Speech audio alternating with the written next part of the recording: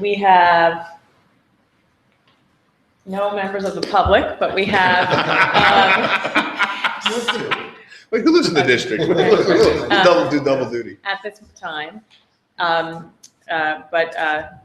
Actually, since there's so few of us, why don't we all introduce ourselves? So for the many dozens, hundreds of people listening at home, they know who's here. I'm Barry Desko. I'm the Director of Secondary Education. Joe McClay, the Director of Elementary Education. Andy Block, school board. Mike Thorward, soon to be school board. Ed Tate, soon to be school. Robert Frazier, superintendent. Lauren Murphy, I'm the Latin teacher at North. Althea Tomlinson, a social studies teacher and one of our virtual teachers. Jason Truskevich, Assistant Principal, Council Rock High School North. Great. Thank you very much. Let's begin. So tonight is an opportunity to look at Canvas, which is our learning management system. I know a lot of people aren't quite clear what a learning management system is, and really it's a tool that can be used to run courses. You see a lot of learning management systems in the college level. You're seeing more at the high school level now, with an opportunity to do either blended courses and or virtual courses. Some people may have heard of Blackboard and Moodle. They're just other learning management systems. This year, for those of you that remember, last year we did a presentation on our virtual classes, and we were doing that through Blackboard, through a lot of work and looking at some other options available to us. We chose to shift to Canvas as our learning management system. Jason Truskevich, the assistant principal at North, oversees Canvas for the district and our virtual courses. Althea is a teacher of social studies and runs one of the virtual courses, so she can speak to how we're using this learning management system in that setting. And then Lauren is not teaching a virtual course, but is using Canvas in her regular classes as an opportunity to do some blended types of learning. So we're going to see all components of how we're using Canvas in Council Rock. Jason? Great. Thank you for having us tonight. It's exciting for all of us to kind of share what has been put into place really over the past 4 years with the growth of the virtual program, as well as the incorporation of more blended learning modality for our students. Just so all of you have kind of a little overview of where we've been over the past 4 years. Back in 2012, 2013, Council Rock kind of first stepped foot into the virtual courses. Back in 2012, 2013, we had a handful of our students that were involved in the virtual program called Bridges through the Bucks County Intermediate Unit. And at that time, we had 3 teachers at North teaching a number of students who really were not Council Rock students. They were in other schools that were tied to the Bucks County Intermediate Unit. And our students were kind of in a similar position in which they were taking courses, counting as Council Rock courses, but were being taught by teachers in surrounding school districts, such as Boyertown or Quakertown. So at the end of that year, I think there was this discussion put into place, and it was kind of determined that really to get a true Council Rock course, it needs to follow directly with our curriculum, and it needs to be taught by our teachers, and of course contained with just our students. So during the 2013-2014 school year is when we moved into blended schools. We ran it through the elements of Blackboard. And through blended schools, we had the opportunity of actually pulling curriculum from their site, integrating it, utilizing it as our, building upon it to really give it that Council Rock feel. And that used to be had 51 students involved in 5 different courses, and really it was actually 6 because we had 2 middle school students who were able to incorporate a Spanish 2 class and make it an honors Spanish 2 course to fit their needs. We had 2 students that came to us during the summer from Europe and had a very extensive foreign language background. We didn't have a program for the middle schools, we were able to develop one for them. And then in 2014, 2015, we dropped down to 3 classes, and you see we had the same number of students, and we stayed with blended schools for that second year. Really, the teachers are starting to feel comfortable with the program, and they're afraid of too much of a shift would really knock them back a year in development. But through it all, what we determined was that we're paying and utilizing content from blended schools, but our teachers were not using that material. They were creating their own lessons, their own worksheets, their own documents, their own lessons, really because they wanted to be their own. They wanted to be Counts Rock. They wanted to have that rigor and the high-level expectations that we expect for our traditional brick and mortar students to also put in place for the virtual students. So that's when we kind of made a decision to say, why don't we kind of look at going on our own? Instead of running our own program, let's run our own program as well as run and manage our own learning management system. So through last year, through conversations with teachers who were involved in learning management systems in the academic world as well as the business world, talking a number of different schools, we started looking at a couple of different things. We're utilizing Moodle already at the high school. And through a lot of talk and discussion, we kind of looked at something, find something in which we can utilize for our virtual students, but also let's see if we can integrate and incorporate a greater number of our students into a blended modality with their classes. Because we had some teachers who are using Moodle and others were going outside and kind of paying for their own little service to utilize. We heard Google Classroom and all these different features out there, and there wasn't one consistent LMS.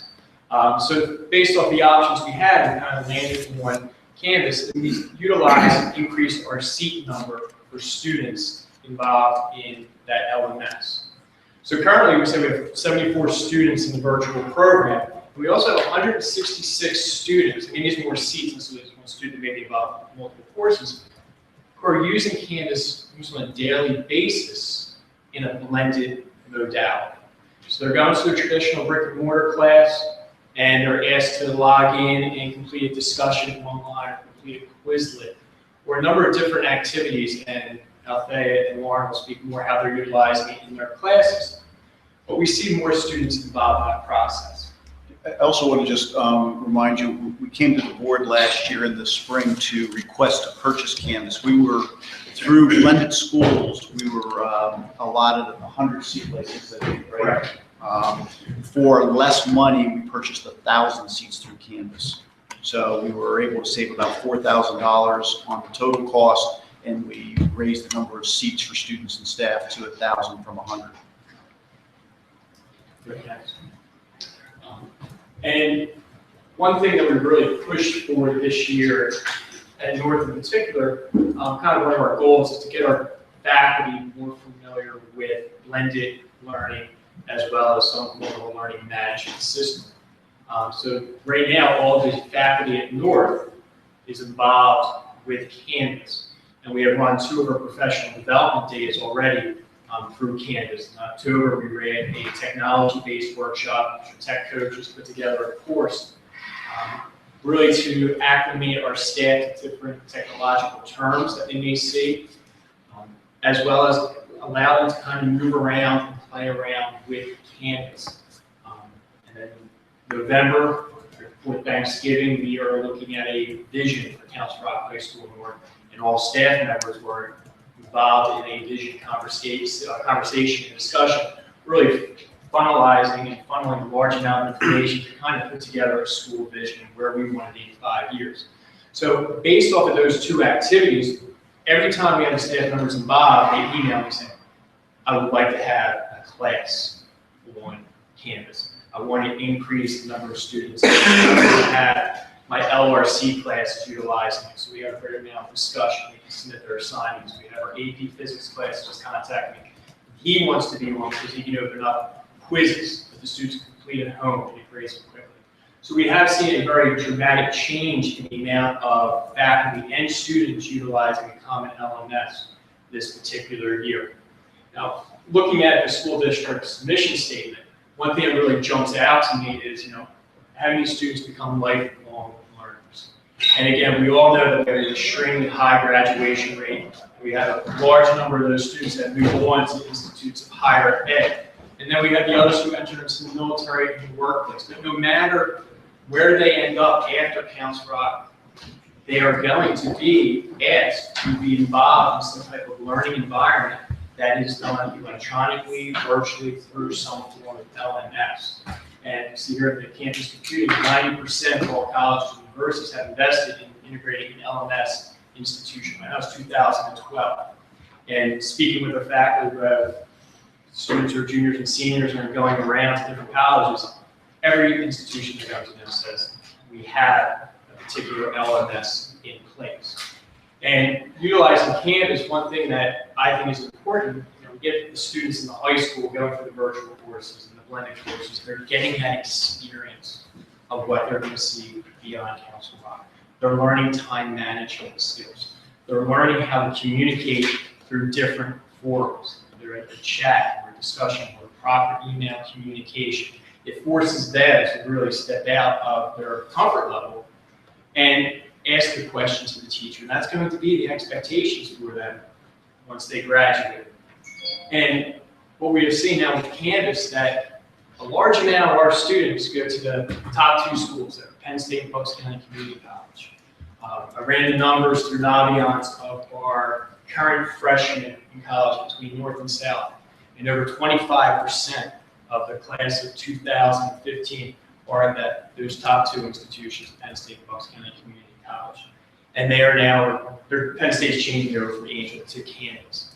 So the Council Rock students utilizing this platform are really going to have a step above their peers when they're entering into college, because A, they're getting those experiences of the LMS, and in particular, if these schools are having Canvas, they're really familiar with the look, the feel, the locations of everything on that platform. When they go on to college, they're really stepping in, and it's common for them. They've been doing this quickly. We're going to see 1 year, 2 years, 3 years moving forward. So, and here are some other great schools that I think that we are somewhat familiar with. Most of the Ivy Leagues are also using this particular LMS, as well as a large number of other colleges and universities throughout the country. I believe there are 1,600 different educational institutions using Canvas as of a few weeks ago, and the number I know is increasing. One of the other great features that we're finding is the mobile app. Canvas has a pretty usable and workable application that students can download onto their mobile devices. It's both Android and iOS based. Perfect example, I had a student email me yesterday and she was having trouble logging on to the computer for a virtual course. You've been enrolled in this course since the first week of school. How are you having an issue with computers? I've done everything on my phone and my tablet. So it was just kind of like she's just utilizing the devices that she has to complete her work. So I have to submit the paper about the computer now. So that was an easy fix and she's back in place. But it was interesting to see the number of students who are using that mobile app. The learning tools interoperability integrations, the LTI. There are 207 different apps or services that will integrate in with Canvas right into a teacher's classroom. We'll talk a little bit about that as we go through. Speed grade website in a minute. Collaborative workspaces. I've utilized these already with the professional development, in which courses can create different sections within those courses with different groups that you can have students working together and collaborating, and it's really isolated to just those students and the teacher on record to keep an eye on. Canvas poll, very similar to many common polling applications that we already have in the students, but the students can utilize their devices. We'll link in. We have web conferencing, big blue button, very similar to you have a video conference or video chat with somebody else. The student can log in, teachers can log in, utilizing the blue button, and they have video conference if necessary. Parent co-enrollments. These do not count as seats, but parents are able to create their own login to monitor their son or daughter's or student's progress through a course. They can access the gradebook. They can access the materials that are there for the student. They can't access everything. They can't access the discussion boards where the confidential information will be or other students' names. But it's more of a tracking device than just the home access center to a certain extent. And like I said, we have it set up that parents just need to take in their son or daughter's login information and they can create their account on their own. Learning Master Gradebook, especially if you're looking at lower level, elementary levels, incorporated in. Notification preferences, students have their Council Rock issue email, which is what it is, but the students can add other means or modes of communication to be notified of upcoming assignments. They can add in for text messaging or put in a different email address, and information can be sent out in a number of different ways. Audio and video messages, very similar to a student, where a teacher using their cell phone create a quick message to send to somebody else. A teacher can grade an assignment, do a quick record, have a microphone, record a statement rather than type it, and send it to the student about making alterations to the assignment or areas that they were proficient or deficient to improve upon. Canvas data is an export feature they have, which you can pull out over 200 different lines of information about usage, login information, grades, really any analytical information that you would want, probably more than you could ever need, to be exported through that process. Quiz statistics, I'll show a slide of that in a minute, a very easy way to do an analysis and really get a true understanding of where your students fall academically. State standards can be incorporated in. Canvas Commons is a sharing area. It can be open to the public, or anybody who has a Canvas account, or it can be set up for a school, a building, a department. And if a teacher creates a wonderful lesson or a module and they want to share with their colleagues, they can place it into the Canvas Commons. Colleagues can take it and then pull it and add it into their particular course. It's a sharing feature in which you don't necessarily need an administrator to transfer content over. And the discussion forums, which have a slide, screenshot in a second. But again, this is another great way for the students to collaborate, either real time or throughout the day. Because it could be continuously opened, pose questions, students respond. One feature that I like and we utilized recently was a student is unable to read any of the discussion posts until they post their own response. So it kind of encourages and forces students to have their own say. They can't just sit back and see what everybody else is saying. They need to input their statement, their feeling, their question, their answer, and then they can see everybody else, which is a nice little feature that they have. And here's an example that they took of Speed Grader. And chime in if I have. I just want to mention that the assignment was to create a resume for a famous psychologist. So the name you see there is not a student name, it's a famous psychologist. So they were actually creating a resume as if they were that person. But Speed Grader allows me, this is my view as the teacher. So the student uploaded the document, it was a Word document, he typed it up. And then what I was able to do is create a rubric, which you see on the right-hand side. Specifically for that assignment, which the student can see ahead of time.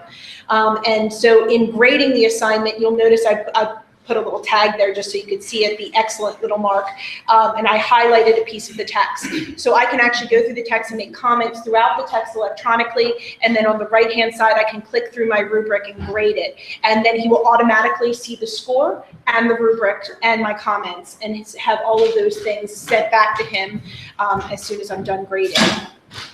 This is great. Next is just showing an example. They took out of one of her classes in the current enrollments. You can see here, you have a parent observing their daughter. They can log in at any time and just keep track of how they are doing. Discussion forums, here's another example. It's very common what you would see in any discussion area in which you have a question posed. A student can make an individual response, but they can also reply to someone else's particular post. And again, that's saved, shared, can be liked, replied to it. Again, it's documented. Everything is time stamped when the student logs in, logs out. And also, just to jump in, I can also grade the discussion. So there can be a rubric for my grading of it and what I'm expecting for them to do. And I can use Speed Grader, just like you saw on the other screen, to see all of the individual students' responses. And then I can use the rubric to grade them very much like I would in a regular document that would be uploaded.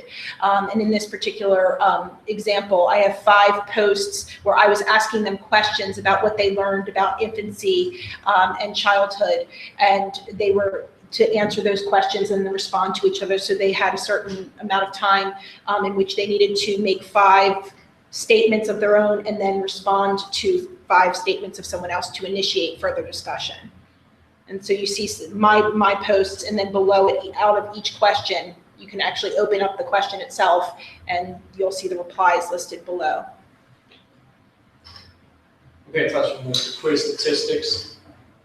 Put on a quiz, we'll grade it for each individual student, and then you can run the analytics for each particular question in the whole class, to see where they fall in a particular area. And I think this, the thing about this in a particular lesson, a student completes this at the end of the lesson for a couple of minutes, 5-question quiz, submits it as they walk out the door. And the teacher really can get a large amount of feedback in a short period of time in areas that the students do understand well and areas in which they need to revisit the following day. And again, it's a very quick and easy thing to run through. And it collects a large amount of information. You can ask open-ended questions as well and export them into an Excel document and read particular comments or things again in that speed grader, and go student by student to see how they did in a particular assignment. And then the external app integration, really, so there's 207 different apps that integrate with Canvas right now. So I just highlighted a couple here, or a few. Really the three, you see here the 3 textbook publishers, and you are able to, link the online textbook to Canvas.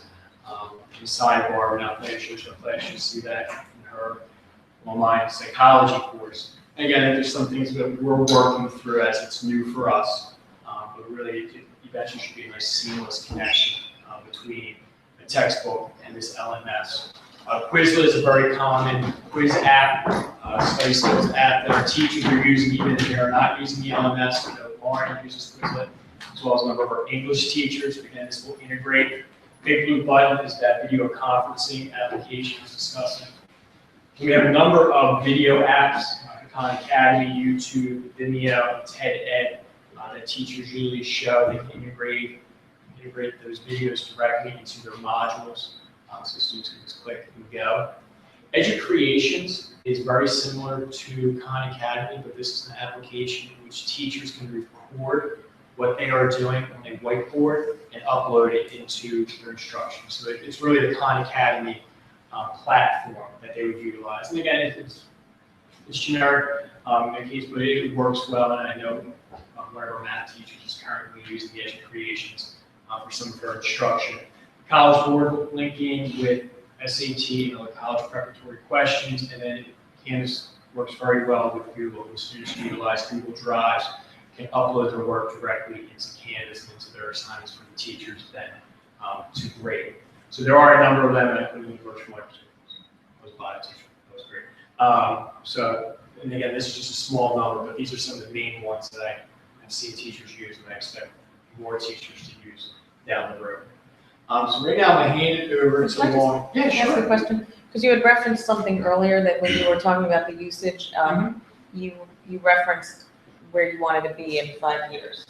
That's the school vision, yeah. Yeah, so can you just explain who was involved in that and what that looks like? Sure. Well, school vision we're looking at, we weren't talking about necessarily blended, but Right, just the school vision, right. our entire building. Oh, so it's not, so it's where this fits in. Well, now, this was a completely separate discussion. We're trying to figure out what Council Rocky is. Where do we see ourselves as a building and as a community 5 years from now? And we were taking information from all the staff, but we used Canvas as okay. a discussion tool. Which Oh, we so had, that's how you were able yes, to. yeah, we broke up our faculty into 5 small group faculty sessions, each in a computer lab. And we presented that's fun. questions about vision and climate procedures. What a great way to use that. And then each staff member had to input their information.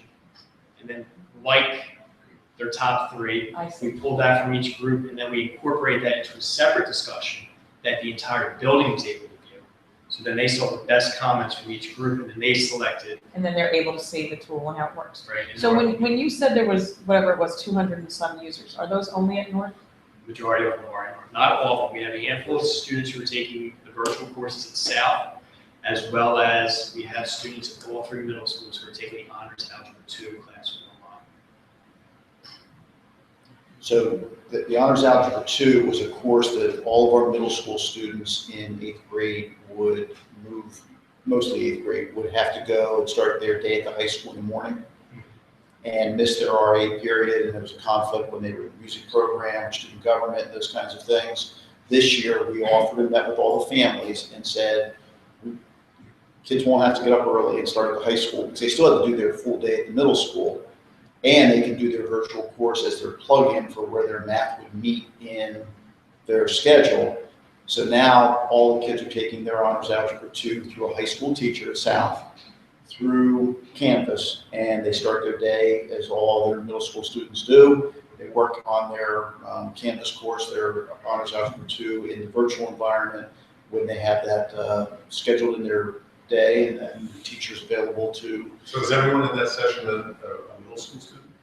And that's how, With the honors algebra 2, we do have a student at North who is taking the online. He preferred to take the online honors algebra 2 rather than the traditional. the only reason I mentioned it was the other twist on that is if you have something where you have only 2 kids in each school who need to do something, you can actually build one course and have the one instructor wherever, and those kids.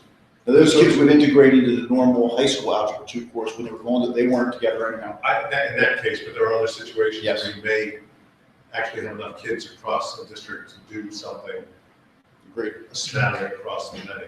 Obviously, then we come to that question, which we had before, which was proctoring those children, supervising those children while taking that. That's a challenge, but interesting. I'm interested in your relationship with the students, if you feel you have more or less interaction with them. And if you, just any comments you might want to share. Across. Yeah. I can actually speak, I actually feel like I have more interaction with the students because it's one-to-one. For everything that they turn into me, let's say with the virtual students, for every comment they make, I respond to it. So if I'm in a classroom with 30 students and I pose a question, well, I maybe have 2 kids that raise their hand and I call on one of them and I respond to that one person and everybody else gets to hear it. But in the virtual classroom, I pose a question, everyone has to answer it, and I have to answer every single student. So I have an interaction with every kid in the virtual classroom versus in the live classroom where I don't have enough time to respond to every one of the 30 kids within that 55 minutes. So what I'm doing during the time when I'm teaching the virtual classes, I'm responding to each one of those students and having an individual discussion with them.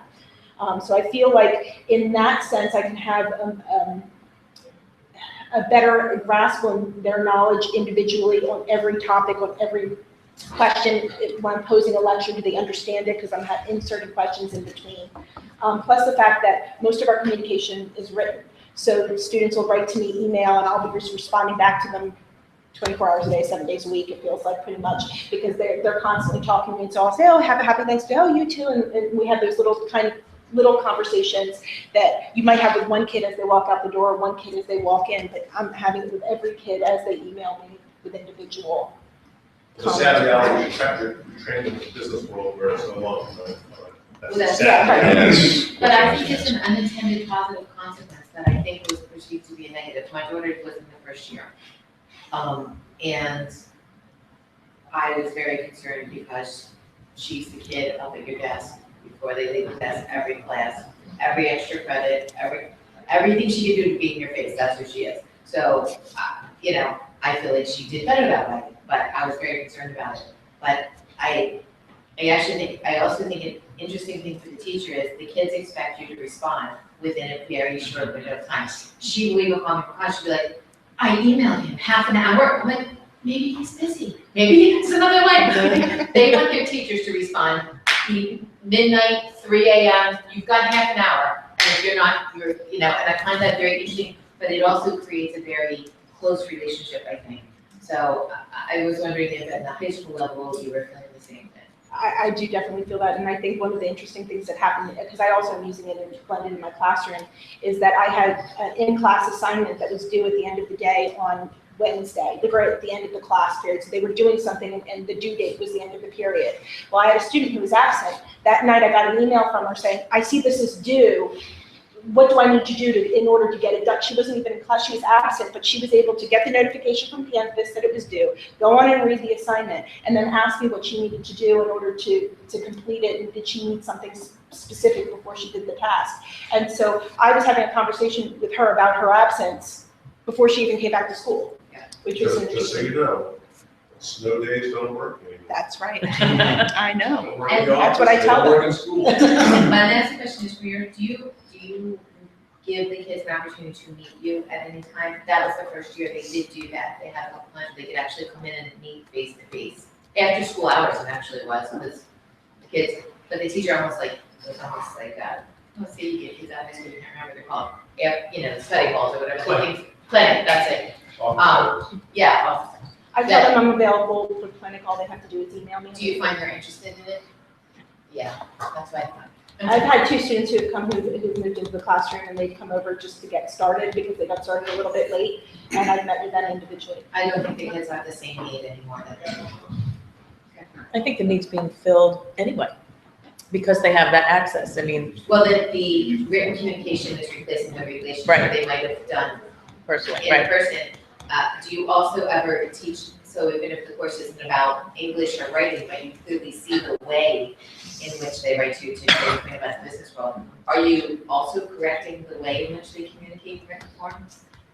It depends. It depends on this. I mean, if it's an assignment, yes. If they're emailing me and they do something that I think is inappropriate, then I would go back to them, just so you know, this is something you might want to fix. Or if their email is something that, like, their email address might be something that's a little concerning, you might want to get another email address, like, like those kinds of things, like where I will direct them.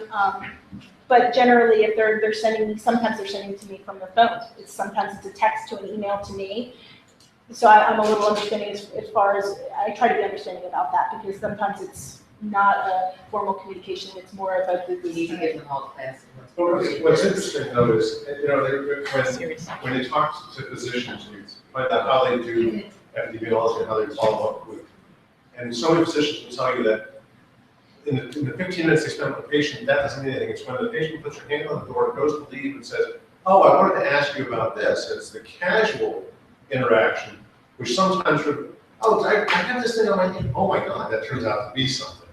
And so I wonder about that interaction with teachers, which is, if it's through this, do you get that casual, is it so focused, is it laser focused, is it so directed on the topic at hand that some of the other things, because it's not all about Latin or all about whatever the other topic was, I forgot already.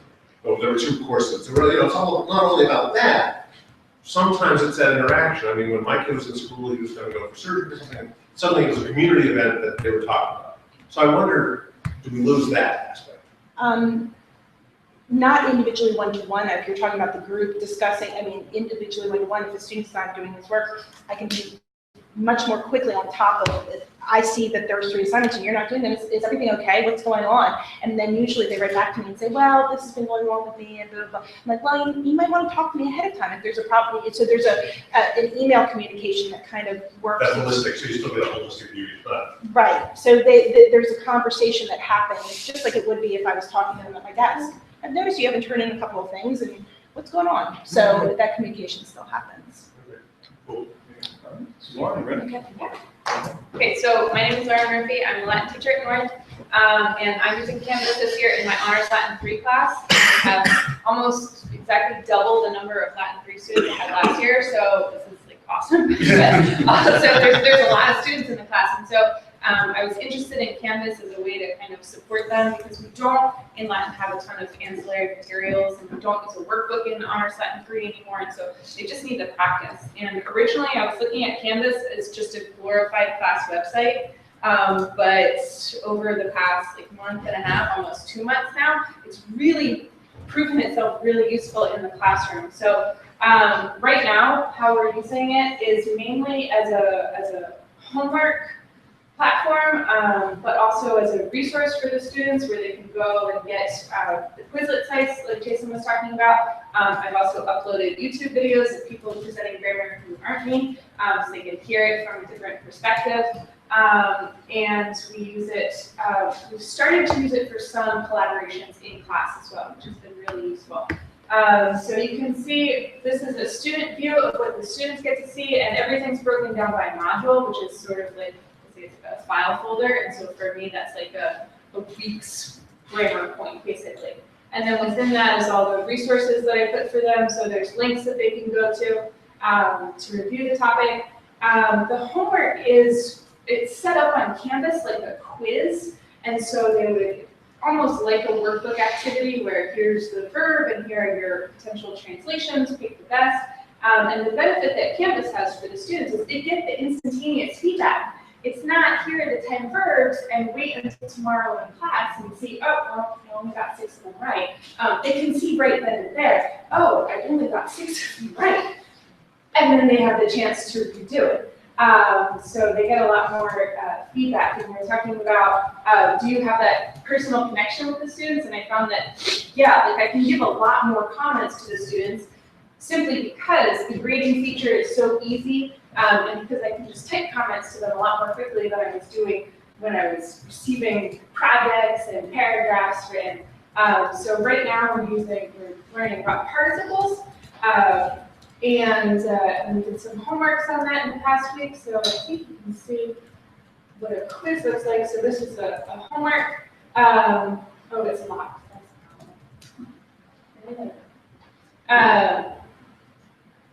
So I'll show you that one. One of the things we've been doing that's really unique to Canvas is that it's allowing for a lot more of student production of the language that I can easily grade.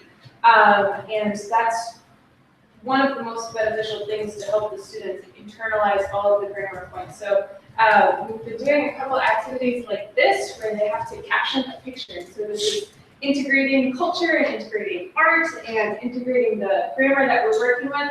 Right here, this is the famous painting. It's not from the Roman time period, but it's the gladiators saluting the emperor, and it's the people who are about to die, salute you.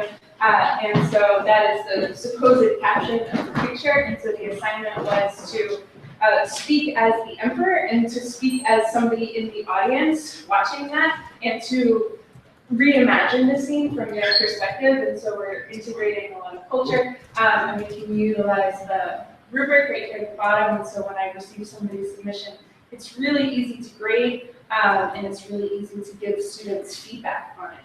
So the students have found it really positive so far. Everybody seems to be handling the system really well, and it's really flexible. So just the other day, I had put out an announcement for the students, and they found it difficult to find. And it came to my attention that it was because I had hidden it from their view here on the left-hand side. And once I said that, I fixed it right then and there. So suddenly they were like, oh, well, you fixed it so much easier for us now. So we've been also working on group projects. Let's see.